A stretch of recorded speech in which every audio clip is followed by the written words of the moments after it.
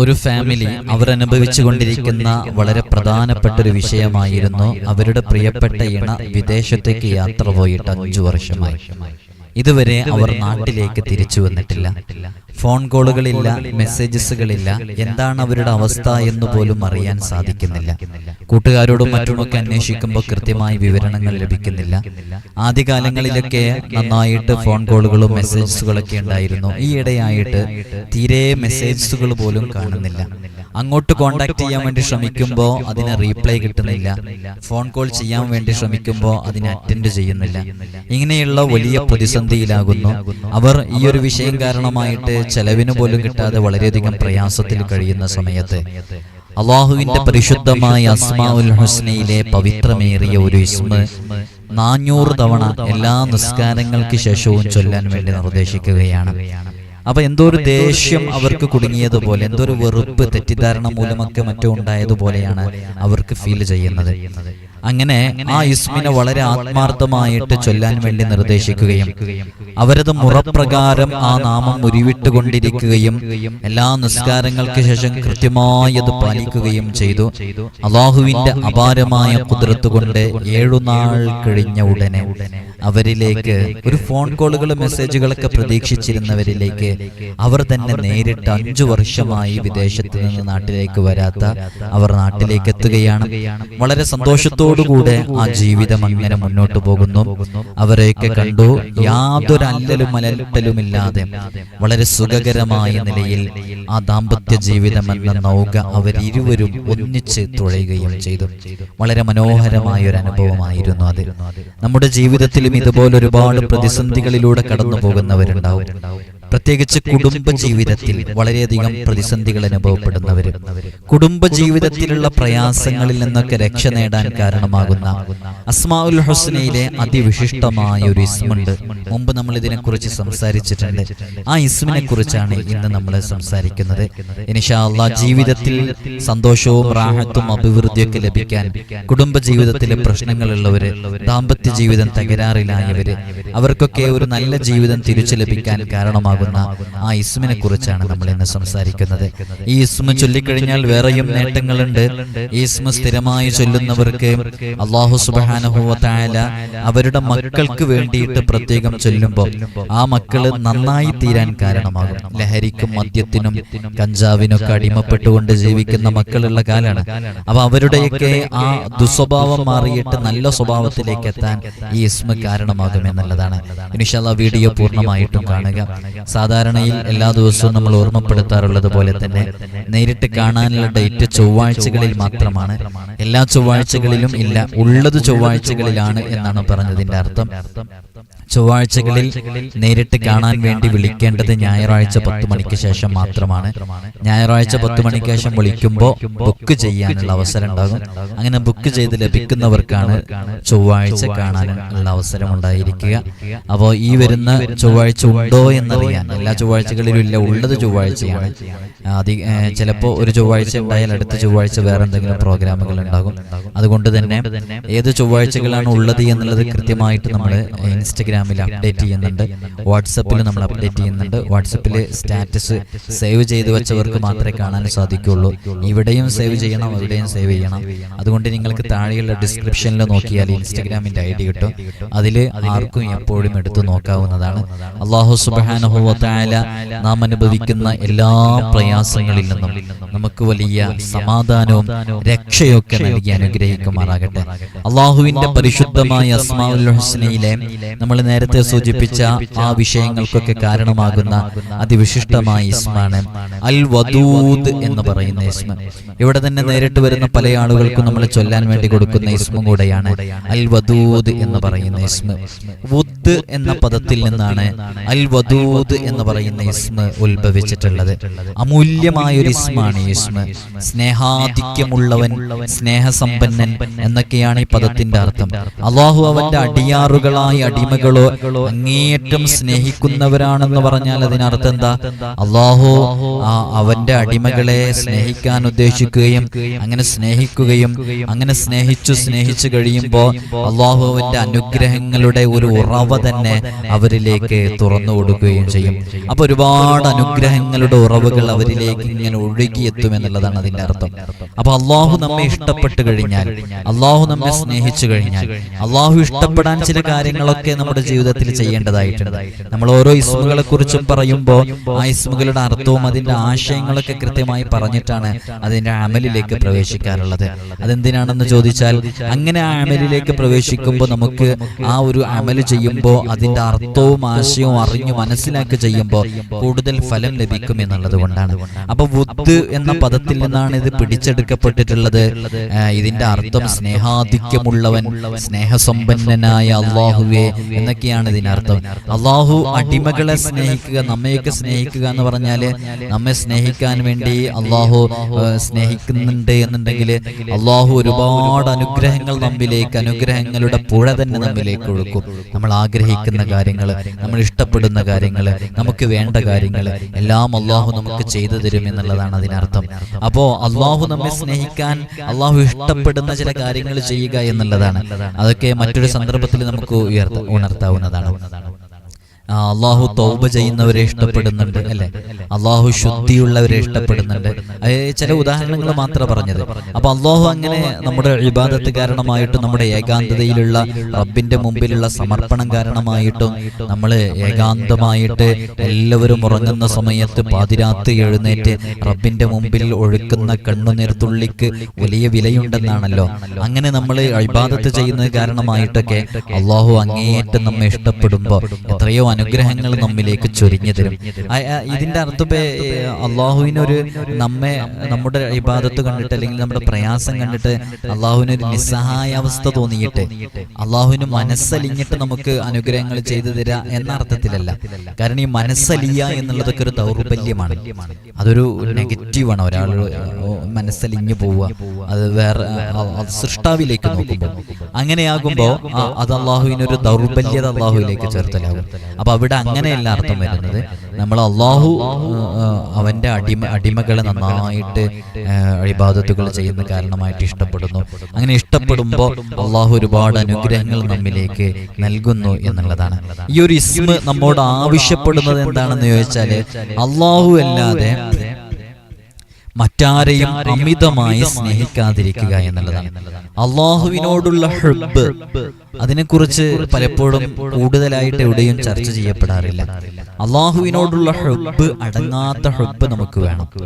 അള്ളാഹുവിനോടുള്ള ഹുബ്ബ് വേണമെന്ന് പറഞ്ഞാൽ അള്ളാഹുവിനെ അങ്ങേയറ്റം സ്നേഹിക്കാൻ കഴിയണം.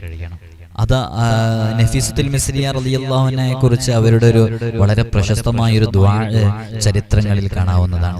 നഫീസത്തുൽ മിസ്രിയ നിസ്കരിക്കുന്നത്, നോമ്പനുഷ്ഠിക്കുന്നത്, ഇബാദത്ത് ചെയ്യുന്നത്.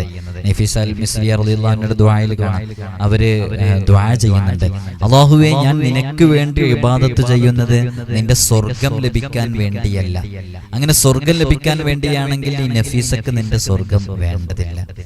ഈ നഫീസ നിനക്ക് വേണ്ടി ഇബാദത്ത് ചെയ്യുന്നത് നിന്റെ നരകത്തിനെ പേടിച്ചിട്ടാണെങ്കിൽ ഈ നഫീസയെ നീ നരകത്തിലിട്ടോ, അത് കുഴപ്പമില്ല.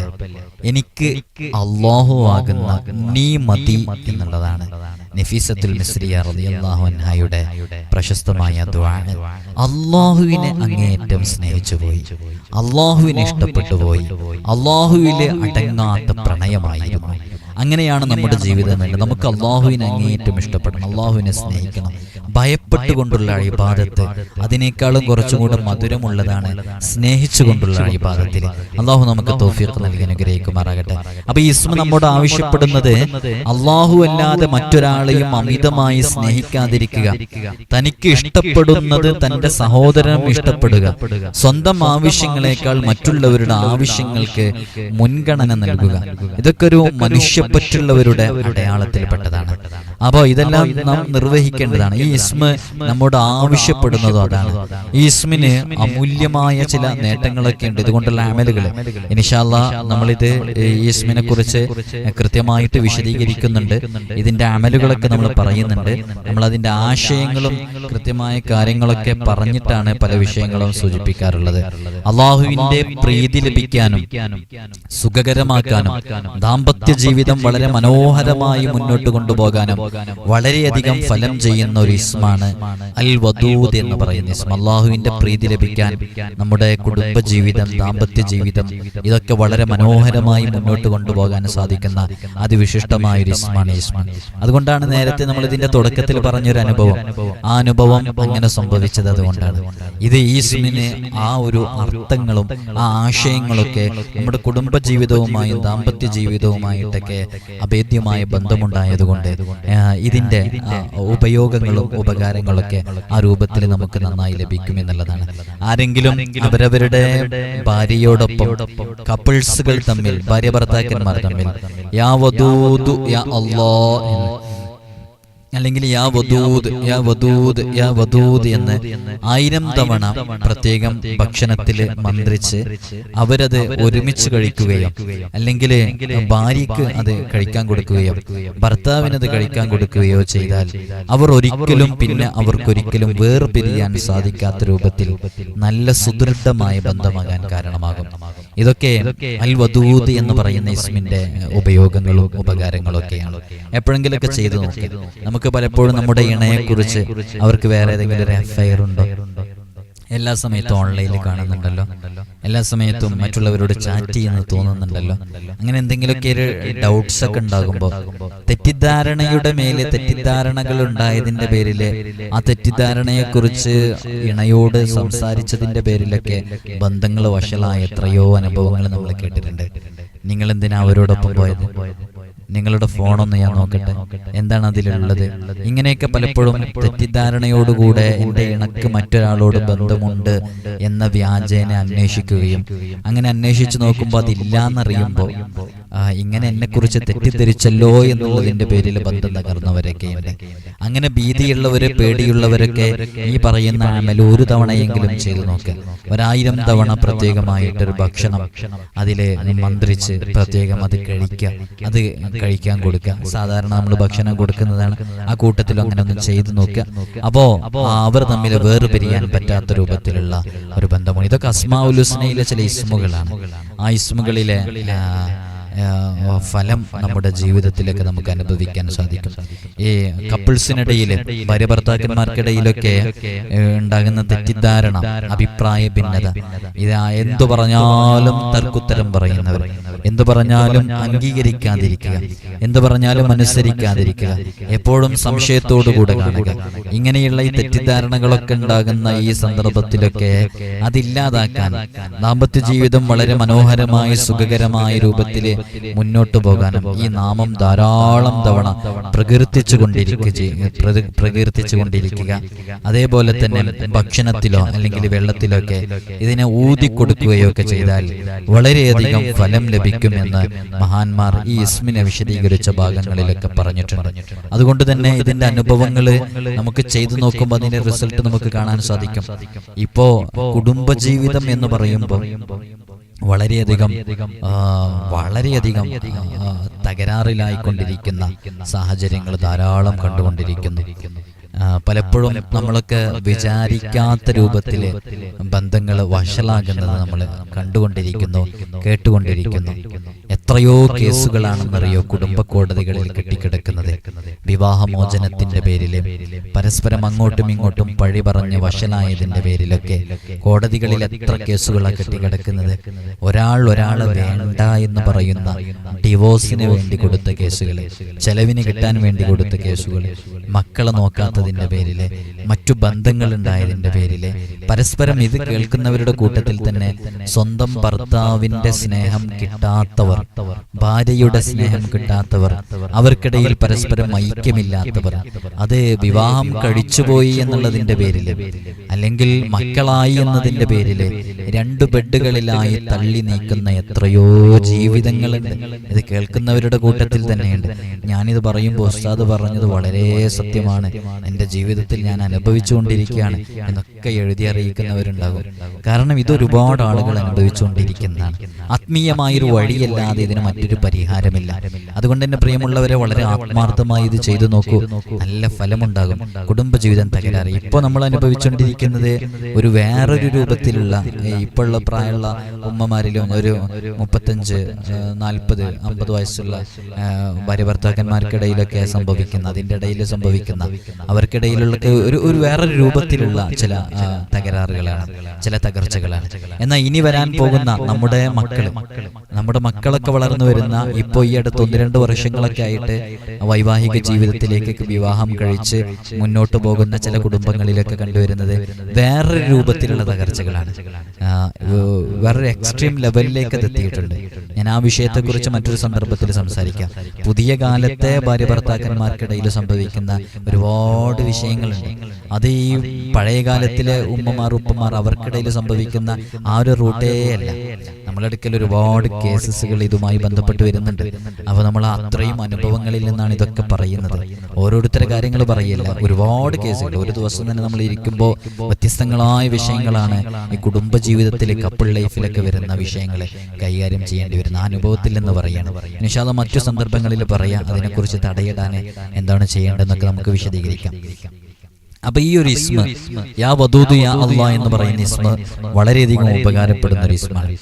ഈ ദുഷ്പ്രവർത്തികളില് അതേപോലെ തന്നെ ലഹരികളിലൊക്കെ മയങ്ങി ജീവിക്കുന്ന എത്രയോ ആളുകൾ, അവരൊക്കെ നല്ലവരായി തീരാൻ ഈ ഒരു ഇസ്മിനെ, ഇപ്പൊ ലഹരിക്ക് MDMA, LSD, കഞ്ചാവ് ഇങ്ങനെ തുടങ്ങിയ പുതിയ കാലത്തെ സിന്തറ്റിക്, സെമി സിന്തറ്റിക് ലഹരി ഉൽപ്പന്നങ്ങൾ, വസ്തുക്കൾ, ഇതിനൊക്കെ അടിമപ്പെട്ടുകൊണ്ടിരിക്കുന്ന ഒരുപാട് മക്കളുണ്ട്. തിരിച്ചറിയാത്ത മാതാപിതാക്കളുണ്ട്. ഇപ്പോഴും എൻ്റെ മോന് ഇതിനടിമയാണെന്ന് തിരിച്ചറിയാത്ത മാതാപിതാക്കളുണ്ട്. അതൊക്കെ തിരിച്ചറിയുന്ന എപ്പോഴാണ്? ഒരു പോലീസ് കേസ് വരുമ്പോൾ, ആർക്കെങ്കിലും ഇത് വിതരണം ചെയ്തു എന്നതിൻ്റെ പേരിൽ പിടിക്കപ്പെടുമ്പോൾ, അല്ലെങ്കിൽ നാട്ടുകാർ പറയുമ്പോൾ, ഇങ്ങനെയുള്ള സമയത്തൊക്കെയാണ് തിരിച്ചറിയാൻ സാധിക്കുന്നത്.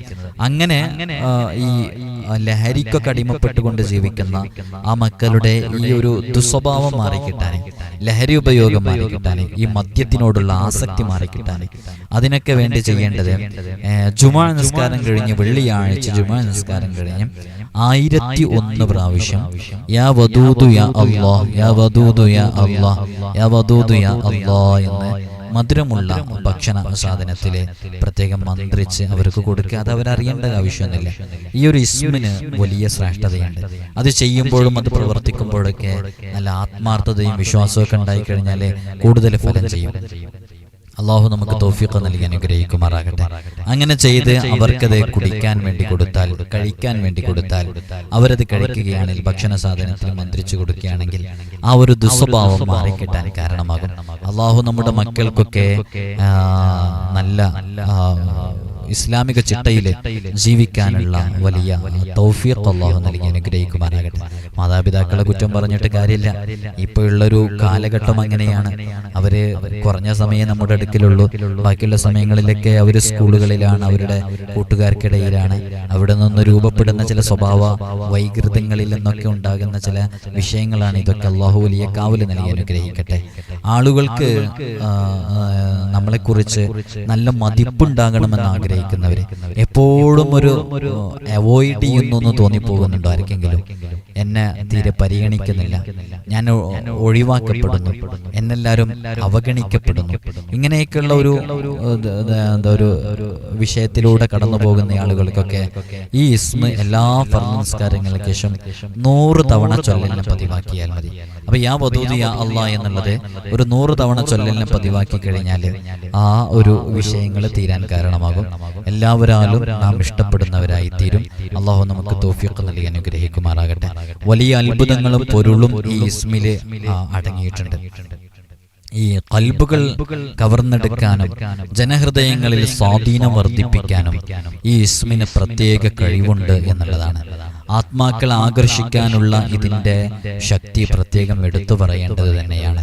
അതുകൊണ്ട് തന്നെ ഇസ്മ പലപ്പോഴും സ്നേഹം ലഭിക്കാതിരിക്കുമ്പോൾ സ്നേഹസമ്പന്നമായ ജീവിതം ലഭിക്കാൻ, മക്കൾക്കിടയിലെ, കുടുംബത്തിനിടയിലെ, ഭാര്യ ഭർത്താക്കന്മാർക്കിടയിലെ, ഉമ്മയുടെയും മക്കളുടെയും ഇടയിലൊക്കെ സ്നേഹമുണ്ടാകാൻ ഇതുകൊണ്ടുള്ള വ്യത്യസ്തങ്ങളായ അമലുകളുണ്ട്.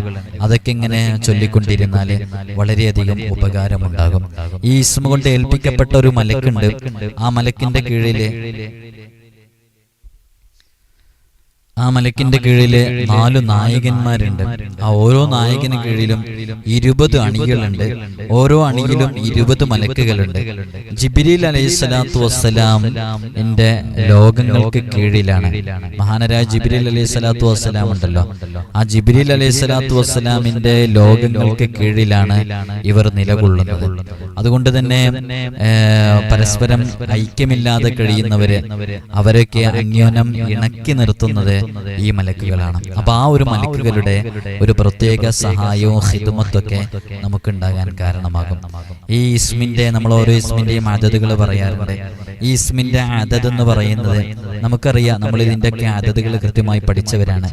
വദൂദ് എന്ന് പറയുമ്പോൾ അതിൽ യഥാർത്ഥത്തിൽ 2 അക്ഷരങ്ങളാണുള്ളത്. റിപ്പീറ്റഡ് ആയിട്ട് വരുമ്പോൾ 4 അക്ഷരങ്ങൾ അല്ലെങ്കിൽ 2 അക്ഷരങ്ങൾ.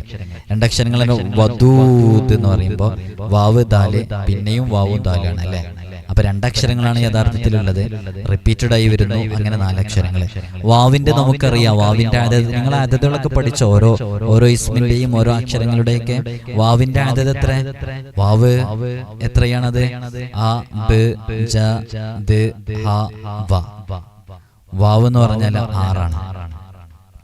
അപ്പോൾ വാവിന്റെ അദദ് 6 ആണ്. ഇതൊരു കണക്ടിവിറ്റി മെത്തേഡിൽ പഠിച്ചാൽ കൂടുതൽ മനസ്സിലാവും. നമ്മൾ സ്കൂളിലെ മക്കൾക്കൊക്കെ അവരുടെ എക്സാമിന്റെ സമയത്തൊക്കെ പ്രത്യേകം അവർക്ക് അതിനുള്ള ഒരു തയ്യാറെടുപ്പൊക്കെ ചെയ്തു കൊടുക്കുമ്പോൾ നമ്മളെല്ലാം കണക്ടിവിറ്റി മെത്തേഡിൽ പഠിക്കാൻ വേണ്ടിയിട്ട് അവർക്ക് അവസരങ്ങൾ പറഞ്ഞു കൊടുക്കാറുണ്ട്. അപ്പോൾ അതിൽ ഇപ്പൊ നമ്മൾ പറഞ്ഞപ്പോ വാവ് 6 ആണ്. വാവ് ഇങ്ങനെയല്ലേ ഇടുക, അങ്ങനെ വാവ് എങ്ങനെയാണ്. അപ്പോ ശരിക്കും നമ്മൾ 6 എന്ന് എഴുതുമ്പോൾ അത് തിരിച്ചെഴുതുന്ന പോലെ അല്ല 6. അപ്പൊ വാവിന്റെ അദദ് 6 ആണെന്ന് മനസ്സിലാക്കാൻ ആ ഒരു കണക്ഷൻ മനസ്സിലാക്കിയാൽ മതി. വാവിന്റെ അദദ് എത്ര? വാവിൻ്റെത് നമ്മുടെ സംഖ്യകൾ എടുത്ത് നോക്കുമ്പോൾ 1 2 3 4 ഒരു 6നോട് വാവിനോട് യോജിപ്പുള്ളത് 6 ആണല്ലോ. അപ്പൊ വാവിൻ്റെത് 6. പിന്നെ ദാലിൻ്റെത് 4 ആണ്. ഓരോന്നിനും ഓരോ കണക്ഷൻ നമ്മൾ ഉണ്ടാക്കി വെക്കുക, അങ്ങനെ നമുക്ക് മനസ്സിലാക്കാൻ പറ്റും. അപ്പൊ ദാലിൻ്റെത് ആ ബ ജ ദ, ദാലിന്റെ 4 ആണ്. അപ്പൊ ദാല് 4 കണ്ട ആ ഒരു കണക്ഷൻ. നിങ്ങൾക്ക് ഈ ഒരു കണക്ഷൻ മെത്തേഡ് നമ്മൾ ഓർമ്മശക്തി ഉണ്ടാകുന്നതിൽ മക്കൾക്കൊക്കെ നല്ല ഓർമ്മശക്തിയും ബുദ്ധിശക്തിയും ഫഹമൊക്കെ ഉണ്ടാവാൻ വേണ്ടിയിട്ട് നമ്മൾ കുറെ ദിക്റുകളൊക്കെ പറഞ്ഞു തന്നിട്ടുണ്ടായിരുന്നു. ആ ഒരു വീഡിയോയിൽ നമ്മൾ അവസാന ഭാഗത്ത് പറഞ്ഞിട്ടുണ്ട് ഈ കണക്ടിവിറ്റി മെത്തേഡ്, കണക്ഷൻ. ഓരോ വിഷയങ്ങളും പഠിക്കുമ്പോൾ ഓരോന്നിനോടും ബന്ധപ്പെടുത്തി പഠിക്കുമ്പോൾ അത് പെട്ടെന്ന് മറന്നു പോകാതിരിക്കാൻ കാരണമാകുന്നു. അതിലെ പെട്ടതാണ് ഈ ഒരു മെത്തേഡ്. ഇപ്പൊ നമ്മൾ വാവിന് അക്ഷരങ്ങളിലെ 6നോട് യോജിപ്പിച്ചു. ഇപ്പൊ ദാല് എന്ന് പറയുമ്പോൾ ദാലിന്റെ അദദ് 4 ആണ്. അപ്പൊ മറക്കാതിരിക്കാൻ എന്ത് ചെയ്യേണ്ടത്? ദാല് 4, രണ്ടും ഒരേപോലെ. ദാല് 4, മറ്റേ ദാൽ എന്നാട്ടെ ശരിക്കും പറയാം. ദാല് 4, അപ്പൊ ദാല്. അപ്പോ വാവ് എന്ന് പറഞ്ഞാൽ 6, ദാല് എന്ന് പറഞ്ഞാൽ 4, അപ്പോ 10 ആയി. പിന്നെയും ഒരു വാവും ദാല വരുന്നത്. അപ്പൊ വാവ് ഒന്നുകൂടി കൂട്ടി, ദാലൊന്നും കൂടി കൂട്ടി, അപ്പൊ അതും 10. അപ്പൊ 10 10 20. അപ്പൊ ഇതിന്റെ അദദ് എന്ന് പറയുന്നത് 20 ആണ്. അപ്പോ ഇത് പതിവായി ചൊല്ലിയാൽ, ഈ ഇസ്മ പതിവായി ചൊല്ലിയാൽ ഇതിന്റെ ഹാദിമായ മലക്ക് വന്ന് അവർക്ക് വളരെയധികം ഈ എന്ത് വിഷയത്തിന് വേണ്ടിയാണോ ചൊല്ലുന്നത് ആ ചൊല്ലുന്ന വിഷയങ്ങളിൽ പ്രത്യേകം അവർക്ക് വേണ്ടിയിട്ട് ഖിദ്മത്ത് ചെയ്യുമെന്നുള്ളതാണ്. അപ്പൊ നമ്മൾ ഏത് വിഷയത്തിന് ചെയ്താലും അതിന് കൂടുതൽ ഫലം ലഭിക്കാൻ കാരണമാകും. അല്ലാഹു സുബ്ഹാനഹു വ തആല നമ്മൾ അനുഭവിക്കുന്ന എല്ലാ പ്രയാസങ്ങളിൽ നിന്നും പ്രതിസന്ധികളിൽ നിന്നും നമുക്ക് വലിയ രക്ഷയും മോചനവും ഒക്കെ നൽകി അനുഗ്രഹിക്കുമാറാകട്ടെ. ഒരുപാട് മുഅ്മിനീങ്ങൾ പ്രത്യേകം നമ്മുടെ ദുആ കൊണ്ട് ഏൽപ്പിച്ചിട്ടുണ്ട്. പല വിഷയങ്ങളും പറഞ്ഞ് പ്രത്യേകം ഈ മക്കള് വഴി പിഴച്ചു എന്നുള്ളതിന്റെ പേരിൽ എത്ര ആളുകളാണെന്നറിയോ പ്രശ്നം പറയുന്നത്. നമ്മുടെ മക്കളെ വളർത്തുന്നിടത്ത് വളരെയധികം ശ്രദ്ധയോടുകൂടെ വളർത്തേണ്ട ഒരു കാലത്തിലാണ് നമ്മൾ ജീവിച്ചുകൊണ്ടിരിക്കുന്നത്. ഇപ്പൊ ഞാനിത് പറയുമ്പോൾ തന്നെ നിസ്കരിക്കാത്ത മക്കളുള്ള ഉമ്മമാര് ഉപ്പമാര് ഇത് കേൾക്കുന്നുണ്ടെങ്കിൽ അവരുടെ നെഞ്ചു പിടക്കുന്നുണ്ടാകും. അന്യബന്ധങ്ങളിൽ പെട്ടിട്ടുള്ള മക്കളുള്ള മാതാപിതാക്കളുടെ നെഞ്ചു പിടക്കുന്നുണ്ടാകും. അവര് എത്ര ഒഴിവാക്കാൻ പറഞ്ഞിട്ടും അന്യമതസ്ഥരുമായിട്ടുള്ള ആ ഒരു ബന്ധത്തിൽ നിന്ന് ഒഴിവാകാൻ തയ്യാറാകാത്ത മക്കളുടെ മാതാപിതാക്കൾ അല്ലെ, ലഹരിക്ക് അടിമപ്പെട്ടുകൊണ്ട് ജീവിക്കുന്ന മക്കളുടെ മാതാപിതാക്കൾ. നമ്മളൊക്കെ അവരങ്ങനെ വളരണം, അങ്ങനെ ജീവിക്കണം എന്ന് ആഗ്രഹിക്കുന്നവരല്ലാലോ. അവരൊക്കെ നിസ്കരിച്ച് നാം പറഞ്ഞതനുസരിച്ച് ഈ ഇസ്ലാമിക ചിട്ടയിൽ അനുസരിച്ച് ജീവിക്കണം എന്ന് ആഗ്രഹിക്കുന്നവരല്ല. ചെയ്യുന്നവരല്ലേ. പക്ഷെ എന്ത് ചെയ്യുക, അവരൊക്കെ വഴിപിഴച്ചു പോയി. ഈ വഴിപിഴച്ചു പോയതിൽ നിന്ന് അതിന്റെ കാരണക്കാരായവരുടെ കൂട്ടത്തിൽ നിന്ന് നമുക്ക് ഒഴിഞ്ഞു മാറാൻ പറ്റുമോ പ്രിയമുള്ളവരെ? നിങ്ങൾ നിഷ്പക്ഷമായിട്ട് പറയൂ. ഉപ്പയും ഉമ്മയുമാകുന്ന നിങ്ങൾക്ക് ഞാനറിയൂല, ഞാൻ നന്നായിട്ട് നോക്കിയിട്ടുണ്ടെന്ന് പറഞ്ഞ് ഒഴിഞ്ഞു മാറാൻ കഴിയൂല. അത് നമ്മൾ തന്നെയാണ് അതിന്റെ ഉത്തരവാദിത്വങ്ങളിൽ വളരെ പ്രധാനപ്പെട്ട പങ്ക് വഹിക്കുന്നത്. അതുകൊണ്ട് തന്നെ ചെറിയ പ്രായത്തിലെ നല്ല ചിട്ടയിൽ അവരെ വളർത്തണം. ചിട്ടയിൽ വളർത്തിയിട്ടുണ്ടായിരിക്കാം. പിന്നീട് ഏതെങ്കിലും ഒരു നിമിഷത്തിൽ നമ്മൾ ഗൾഫിലേക്ക് പോയപ്പോഴോ, നമ്മൾ ഉംറയ്ക്ക് പോയപ്പോഴോ, നമ്മൾ ഹോസ്പിറ്റലിൽ അഡ്മിറ്റ് ആയപ്പോഴോ, അല്ലെങ്കിൽ ഒരു ഗ്യാപ്പ് വന്ന ഏതെങ്കിലും സമയത്തൊക്കെ പിഴച്ച ഒരുപാട് അനുഭവങ്ങളൊക്കെ നമ്മൾ കേട്ടിട്ടുണ്ട്. പക്ഷേ നമ്മൾ ചെറുപ്പത്തിലെ നല്ല ചിട്ടയിൽ, ഇപ്പോൾ ഒരു ഉദാഹരണം പറഞ്ഞാൽ, വളരെ ചിട്ടയിൽ പോയിക്കൊണ്ടിരിക്കുകയായിരുന്നു. പെട്ടെന്ന് സ്കൂളിൽ ഒരു സെലിബ്രേഷൻ വന്നപ്പോൾ ഒരു ഡാൻസിന് അവസരം കൊടുത്തു. അപ്പോൾ മോള് വന്ന് ചോദിച്ചപ്പോൾ ആയിക്കോട്ടെ കുഴപ്പമില്ല എന്ന് പറഞ്ഞു. അപ്പോൾ കുഴപ്പമില്ല എന്ന് പറഞ്ഞപ്പോൾ മോളതൊരു പോസിറ്റീവായി എടുത്തു. അങ്ങനെ 8ാം ക്ലാസ് പഠിക്കുന്ന സമയത്ത് അങ്ങനെ ഒരു അവസരം കൊടുത്തപ്പോൾ ചെറിയ മോളല്ലേ, കുഴപ്പമുണ്ടാവില്ല എന്ന് വിചാരിച്ചു. പിന്നെ അതിൽ കുറച്ച് നന്നായിട്ട് പെർഫോം ചെയ്തപ്പോൾ ടീച്ചറുടെ ഭാഗത്തുനിന്ന് ഒരു മോട്ടിവേഷൻ ലഭിച്ചു. ആ മോട്ടിവേഷൻ അങ്ങനെ ഹൃദയത്തിൽ വന്നു. പിന്നീട് കഴിഞ്ഞ പ്രാവശ്യം കളിച്ചാൽ അതിനെന്താ കുഴപ്പമെന്നുള്ളതായി വീട്ടിൽ വന്നുള്ള സംസാരം. അങ്ങനെ ഓരോ ഘട്ടങ്ങളിലും നമ്മൾ ശ്രദ്ധിക്കേണ്ട ചില കാര്യങ്ങൾ ശ്രദ്ധിക്കാത്തതിന്റെ പേരിൽ വഴിപിഴച്ചു പോയ എത്രയോ ആളുകളുണ്ട്. പല അനുഭവങ്ങളും നമ്മുടെ അടുക്കൽ നേരിട്ട് വന്ന് പറഞ്ഞ പലരും ഉണ്ട്. അപ്പോൾ അത്തരം മക്കളൊക്കെ നമ്മുടെ ചൊൽപ്പടിയിലും ദീനീ ചിട്ടയിലൊക്കെ വളർന്നു വരാൻ കാരണമാകുന്ന അതിവിശിഷ്ടമായ ഇസ്മുകളെ കുറിച്ചാണ് നമ്മൾ സംസാരിച്ചത്. അതൊക്കെ ജീവിതത്തിൽ പകർത്തുക. അതോടൊപ്പം തന്നെ നമ്മൾ എല്ലാ ദിവസവും ഓർമ്മപ്പെടുത്താറുള്ളത് പോലെ അസ്മാഉൽ ഹുസ്ന ജീവിതത്തിലേക്ക് മുറുകെ പിടിക്കുക. ഒരൊറ്റ നിസ്കാരവും ഖളാ ആക്കാതെ നിസ്കരിക്കാൻ വേണ്ടി പരമാവധി ശ്രമിക്കുക എന്ന് പറയുമ്പോഴും ഒരു കാരണവശാലും നമ്മുടെ ഭാഗത്തു നിന്ന് ഒഴിവാകാൻ പാടില്ല. ഏതു തിരക്കുകൾക്കിടയിലും എവിടെയായാലും വെള്ളമുണ്ടോ, നിസ്കരിക്കാനുള്ള സ്ഥലമുണ്ട് എന്നുള്ളത് ഉറപ്പാണ്. നിസ്കരിക്കുക, അത് എവിടെ പോയാലും. ഇന്ന് റോഡുകളിലും വഴിയോരങ്ങളിലൊക്കെ സ്ത്രീകൾക്കാണെങ്കിലും ആർക്കാണെങ്കിലും നിസ്കരിക്കാനുള്ള സൗകര്യങ്ങളുണ്ട്, അവസരങ്ങളുണ്ട്. ഒരു കാരണവശാലും നിസ്കാരം ഖളാ ആകുന്ന അവസരം ഉണ്ടാകാതിരിക്കാൻ പരമാവധി ശ്രമിക്കുക.